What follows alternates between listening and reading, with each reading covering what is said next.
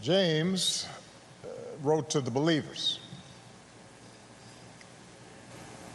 "Consider it pure joy, my brothers and sisters, whenever you face trials of many kinds, because you know that the testing of your faith produces perseverance. Let perseverance finish its work, so that you may be mature and complete, lacking nothing." It is a great honor to be back in Ebenezer Baptist Church, in the pulpit of its greatest pastor, Dr. Martin Luther King Jr., to pay my respects to perhaps his finest disciple, an American whose faith was tested again and again to produce a man of pure joy and unbreakable perseverance, John Robert Lewis. To those who have spoken, to Presidents Bush and Clinton, Madam Speaker, Reverend Warnock, Reverend King, John's family, friends, his beloved staff, Mayor Bottoms, I've come here today because I, like so many Americans, owe a great debt to John Lewis and his forceful vision of freedom. You know, this country is a constant work in progress. We're born with instructions to form a more perfect union. Explicit in those words is the idea that we're imperfect, that what gives each new generation purpose is to take up the unfinished work of the last and carry it further than any might have thought possible.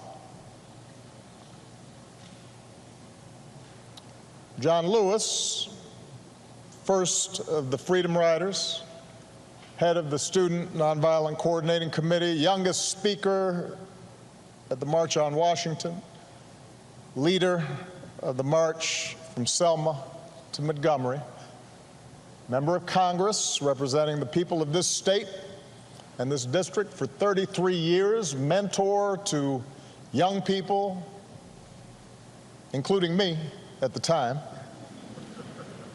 until his final day on this earth. He not only embraced that responsibility, but he made it his life's work, which isn't bad for a boy from Troy. John was born into modest means.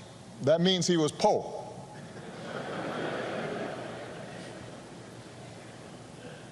In the heart of the Jim Crow South, to parents who picked somebody else's cotton.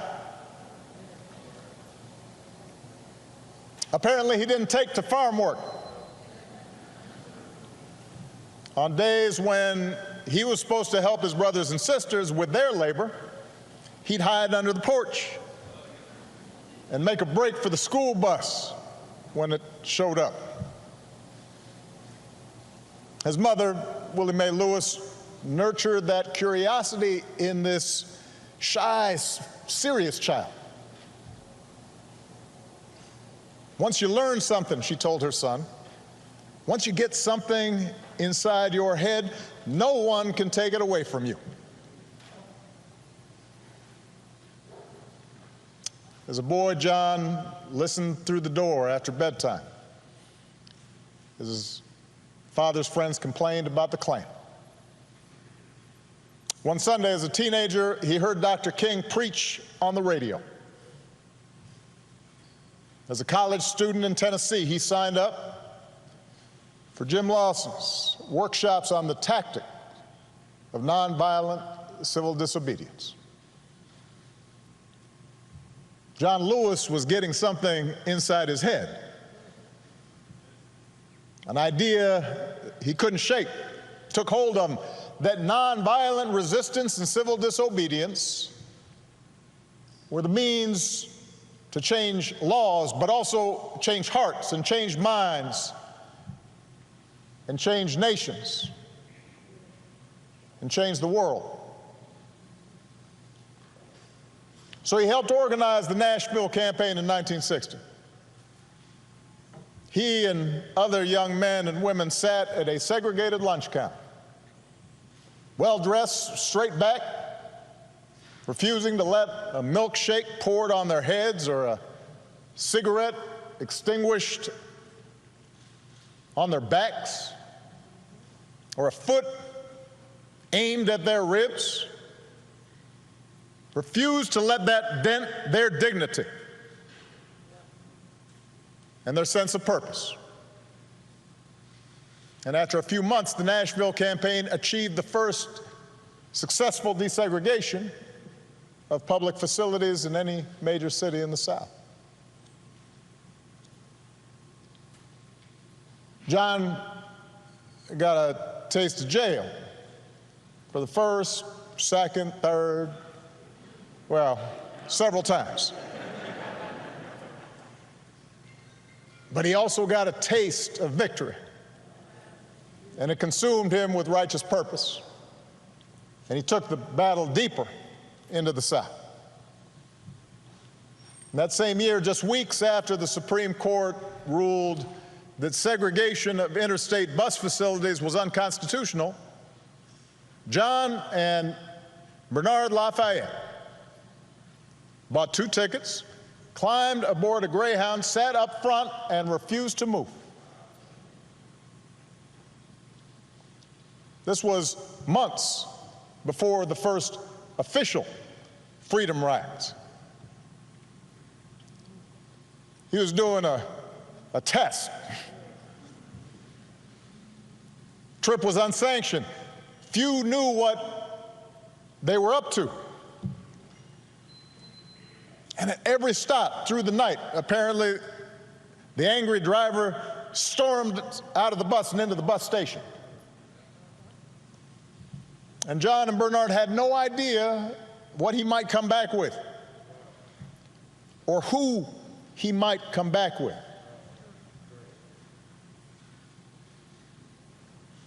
Nobody was there to protect them. There were no camera crews to record events.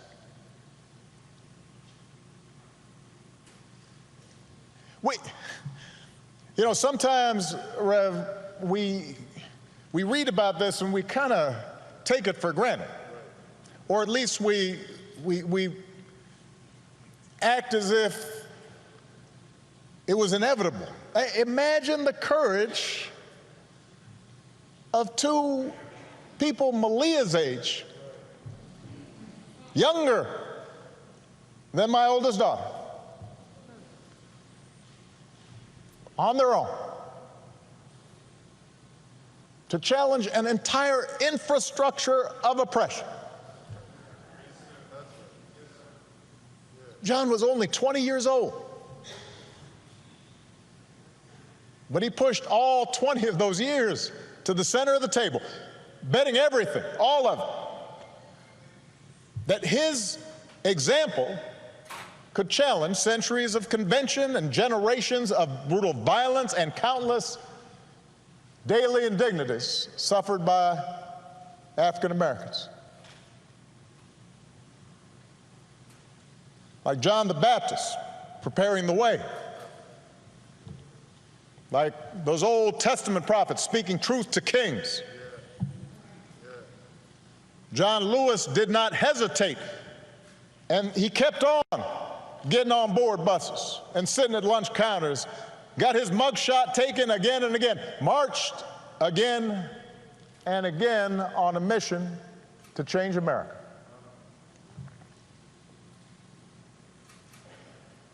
Spoke to 250,000 people at the March on Washington when he was just 23. Helped organize the Freedom Summer in Mississippi when he was just 24.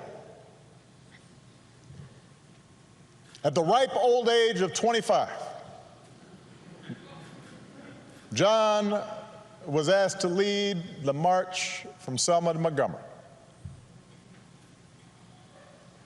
He was warned that Governor Wallace had ordered troopers to use violence. But he and Hosea Williams and others led them across that bridge anyway. And we've all seen the film and the footage and the photographs. President Clinton mentioned the trench coat, the knapsack, the book to read, the apple to eat, the toothbrush. Apparently, jails weren't big on such creature comforts. And you look at those pictures, and John looks so young, and he's small in stature, looking every bit that shy, serious child that his mother had raised, and yet he's full of purpose.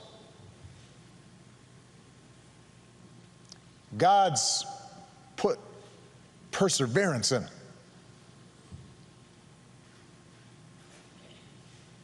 And we know what happened to the marchers that day.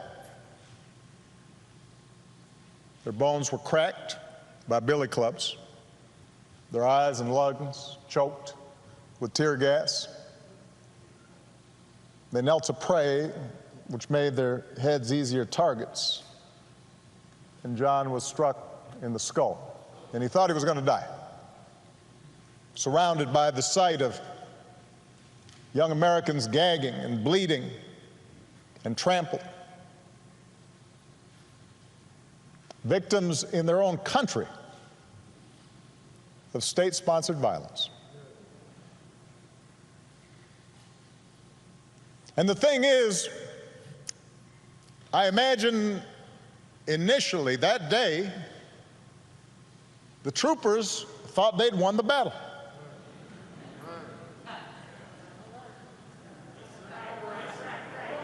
You can imagine the conversations they had afterwards. You can imagine them saying, yeah, we showed them. They figured they'd turn the protesters back over the bridge, that they'd preserved a system that denied the basic humanity of their fellow citizens. Except this time there were some cameras there. This time the world saw what happened, bore witness to black Americans who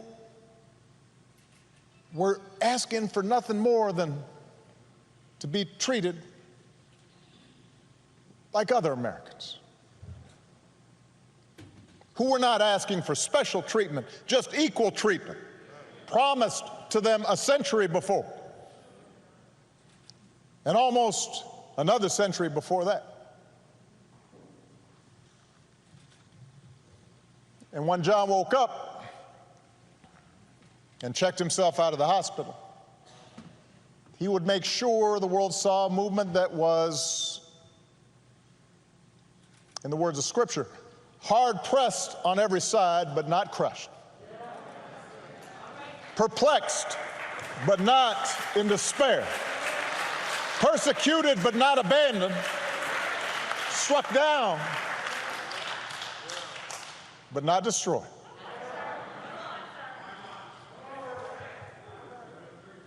So he returned to Brown Chapel, a battered prophet, bandages around his head.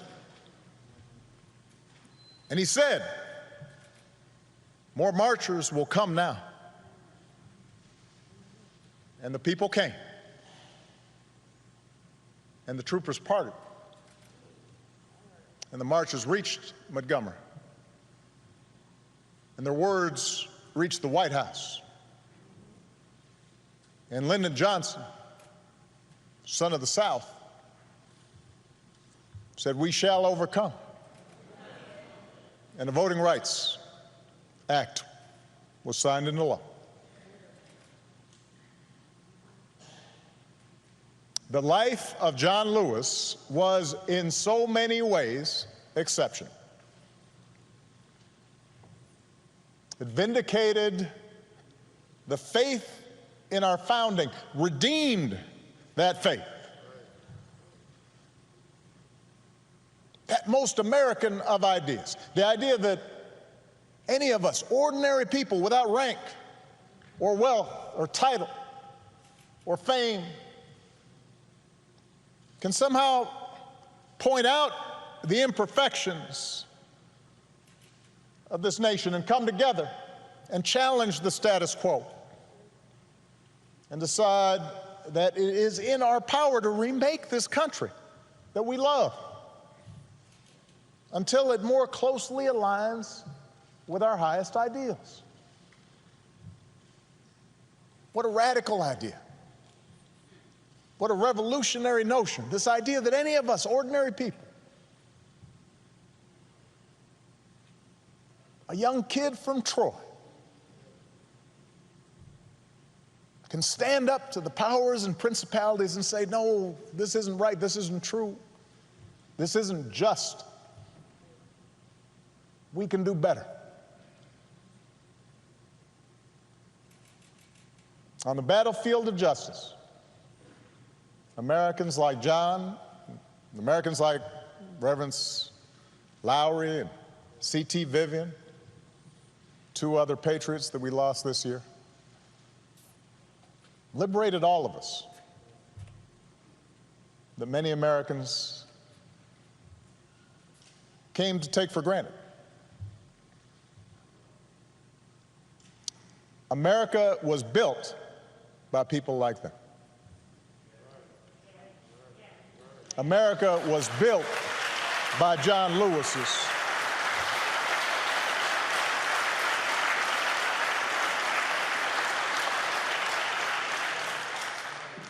He, as much as anyone in our history, brought this country a little bit closer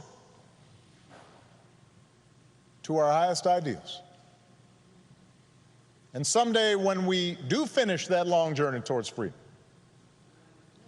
when we do form a more perfect union, whether it's years from now or decades or even if it takes another 2 centuries, John Lewis will be a founding father of that fuller, fairer, better America.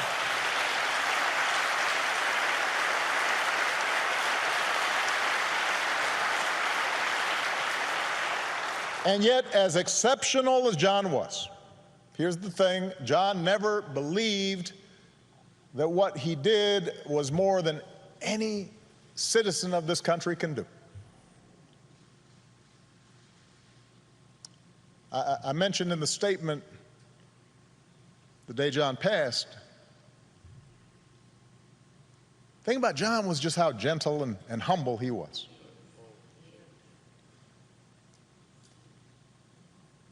And despite this storied, remarkable career, he treated everyone with kindness and respect because it was innate to him, this idea that any of us can do what he did if we're willing to persevere. He believed that in all of us there exists the capacity for great courage, that in all of us there's a longing to do what's right,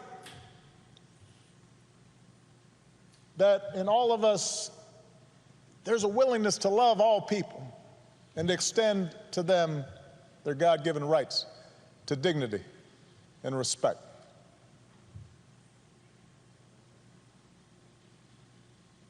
So many of us lose that sense. It's taught out of us. We start feeling as if, in fact, we can't afford to extend kindness or decency to other people, that we're better off if we're above other people and looking down on them. And so often that's encouraged in our culture. But John always said, he always saw the best in us. And he never gave up and never stopped speaking out because he saw the best in us. He believed in us even when we didn't believe in ourselves. And as a congressman, he didn't rest. He kept getting himself arrested. As an old man, he didn't sit out any fight. Sat in all night long on the floor of the United States Capitol. I know his staff was stressed.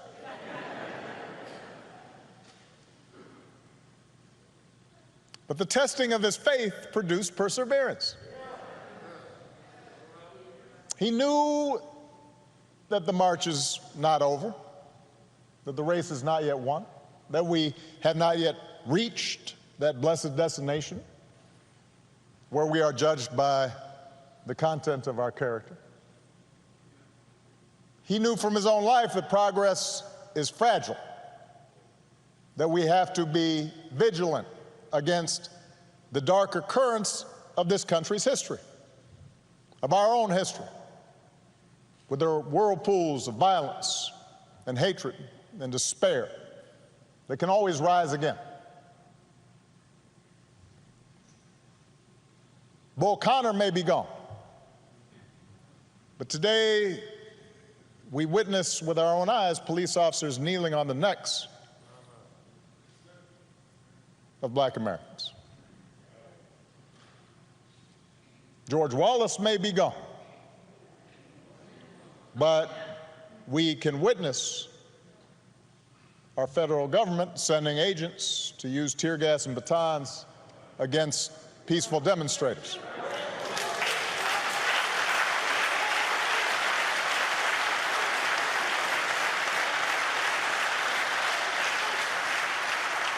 We may no longer have to guess the number of jelly beans in a jar in order to cast a ballot. But even as we sit here, there are those in power who are doing their darndest to discourage people from voting by closing polling locations and targeting minorities and students with restrictive ID laws and attacking our voting rights with surgical precision, even undermining the Postal Service in the run-up to an election that's going to be dependent on mail-in ballots so people don't get sick.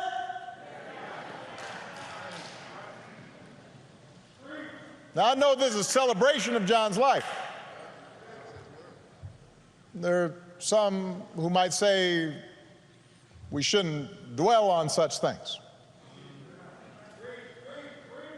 But that's why I'm talking about it.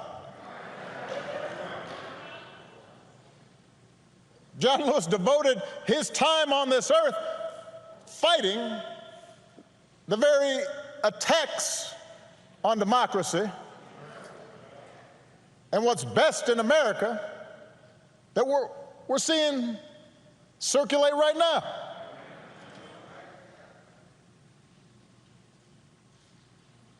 He knew that every single one of us has a God-given power, and that the fate of this democracy depends on how we use it. That democracy isn't automatic. It has to be nurtured. It has to be tended to. We have to work at it. It's hard. And so he knew that it depends on whether we summon a measure, just a measure of John's moral courage to question what's right and what's wrong and call things as they are. He said that as long as he had a breath in his body, he would do everything he could to preserve this democracy. And as long as we have breath in our bodies, we have to continue his cause. If we want our children to grow up in a democracy, not just with elections, but a true democracy, a representative democracy, in a big-hearted, tolerant, vibrant, inclusive America of perpetual self-creation, then we're going to have to be more like John.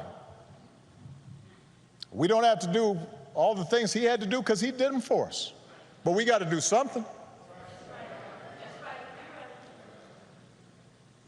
As the Lord instructed Paul, do not be afraid. Go on speaking. Do not be silent, for I am with you, and no one will attack you to harm you, for I have many in this city who are my people. It's just, everybody's got to come out and vote. We got all those people in the city, but they can't do nothing. Like John, we've got to keep getting into that good trouble. He knew that nonviolent protest is patriotic, a way to raise public awareness and put a spotlight on injustice and make the powers that be uncomfortable. Like John, we don't have to choose between protests and politics. It's not an either-or situation. It's a both-and situation. We have to engage in protests where that's effective, but we also have to translate our passion and our causes into laws, institutional practices. That's why John ran for Congress 34 years ago. Like John, we've got to fight even harder for the most powerful tool that we have, which is the right to vote. The Voting Rights Act is one of the crowning achievements of our democracy. That's why John crossed that bridge. It's why he spilled his blood. And by the way, it was the result of Democratic and Republican efforts. President Bush, who spoke here earlier, and his father signed its renewal when they were in office.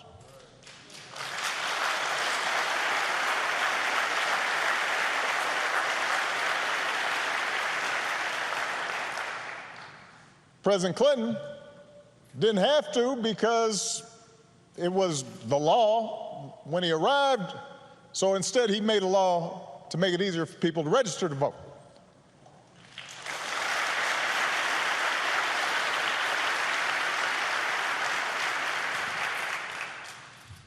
But once the Supreme Court weakened the Voting Rights Act,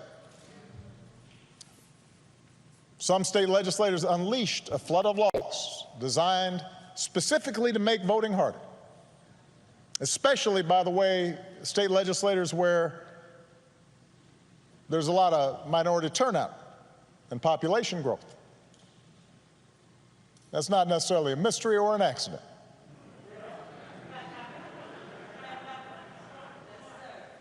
It was an attack on what John fought for. It was an attack on our democratic freedoms. And we should treat it as such. If politicians want to honor John, and I'm so grateful for the legacy and work of all the congressional leaders who are here, but there's a better way than a statement calling him a hero. You want to honor John? Let's honor him by revitalizing the law that he was willing to die for.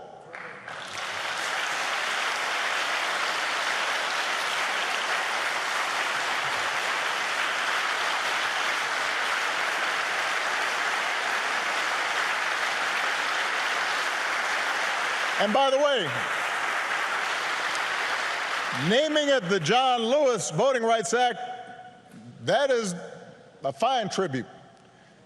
But John wouldn't want us to stop there, just trying to get back to where we already were. Once we pass the John Lewis Voting Rights Act, we should keep marching to make it even better by making sure every American is automatically registered to vote, including former inmates who've earned their second chance. By adding polling places and expanding early voting and making Election Day a national holiday. So if you are somebody who's working in a factory, or you're a single mom who's got to go to her job and doesn't get time off, you can still cast your ballot by guaranteeing that every American citizen has equal representation in our government, including the American citizens who live in Washington, D.C. and in Puerto Rico. They're Americans.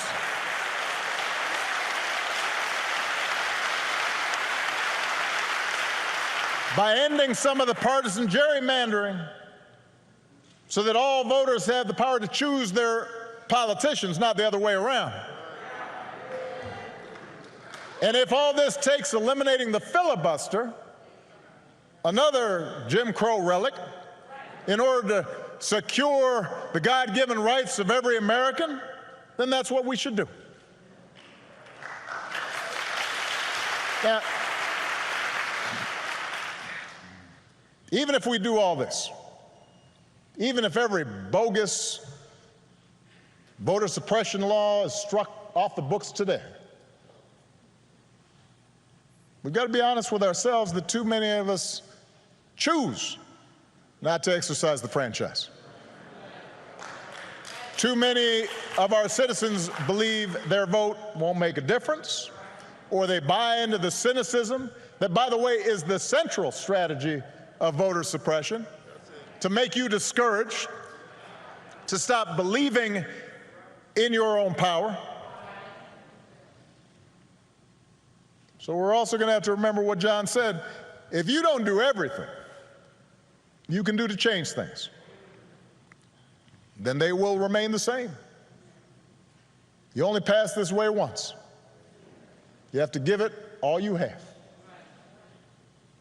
As long as young people are protesting in the streets, hoping real change takes hold, I'm hopeful, but we can't casually abandon them at the ballot box.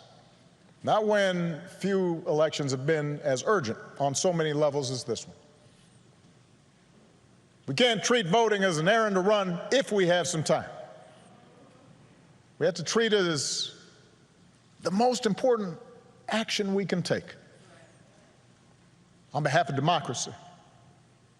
And like John, we have to give it all we have.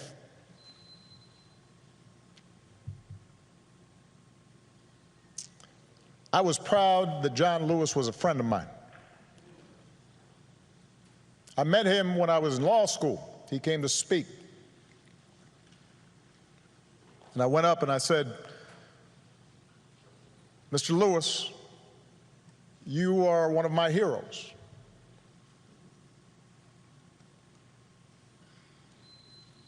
What inspired me more than anything as a young man was to see what you and Reverend Lawson, Bob Moses, and Diane Nash, and others did. And he got that kind of, aw shucks, thank you very much.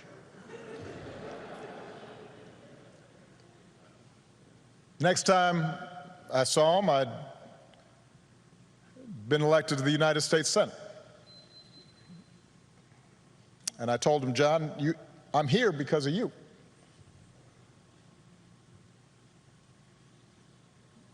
And on Inauguration Day in 2009, he was one of the first people I greeted and hugged on that stand. And I told him, this is your day too. He was a good and kind and gentle man. and he believed in us, even when we don't believe in ourselves. And it's fitting that the last time John and I shared a public forum was on Zoom. And I'm pretty sure neither he nor I set up the Zoom call because we didn't know how to work it. There's a virtual town hall with a gathering of young activists who had been helping to lead this summer's demonstrations in the wake of George Floyd's death. And afterwards, I spoke to John privately, and he could not have been prouder to see this new generation of activists standing up for freedom and equality, a new generation that was intent on voting and protecting the right to vote, in some cases a new generation running for political office. And I told him, all those young people, John, of every race and every religion, from every background and gender and sexual orientation, John, those are your children. They learned from your example, even if they didn't always know it.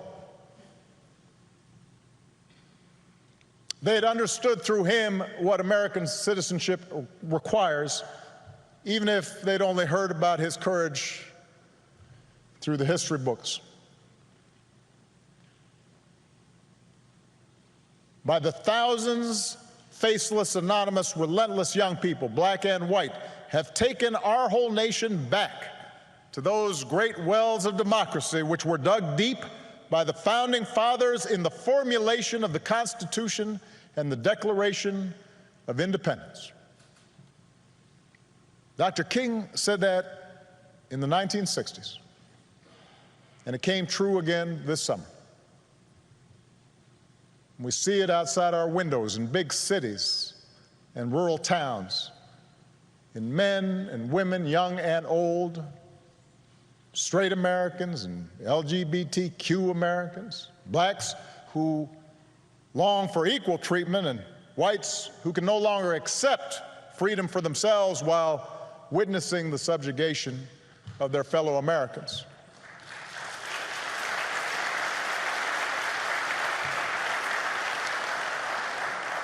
We see it in everybody doing the hard work of overcoming complacency, of overcoming our own fears and our own prejudices, our own hatreds. You see it in people trying to be better, truer versions of ourselves. And that's what John Lewis teaches us. That's where real courage comes from. Not from turning on each other, but by turning towards one another. Not by sowing hatred and division, but by spreading love and truth. Not by avoiding our responsibilities to create a better America and a better world, but by embracing those responsibilities with joy and perseverance, and discovering that in our beloved community,